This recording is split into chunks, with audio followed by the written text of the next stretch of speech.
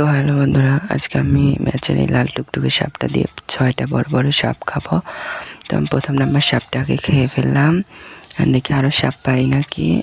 এই তো কালো একটা সাপ পেয়েছি, একে খাবো। এবার প্রথম চান্সে ফেল, এবার আবার চেষ্টা করে দেখি পারি নাকি খেতে।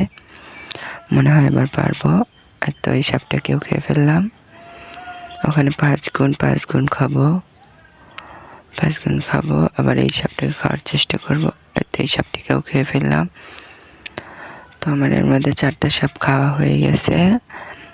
তো ভিডিওর এই পর্যন্ত এসে থাকলে সবাই সাবস্ক্রাইব করবেন এবং লাইক তার সাথে লাইক করবেন, লাইক করে আমার পাশে থাকবেন।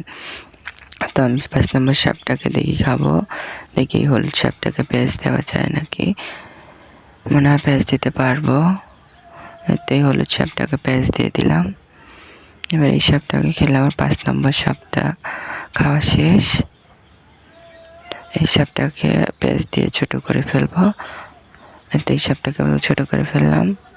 একদম 6টা সাপ খাওয়া শেষ। ওই সাপটাকে পেঁয়াজ দেওয়ার আগেই কামড় দিছে।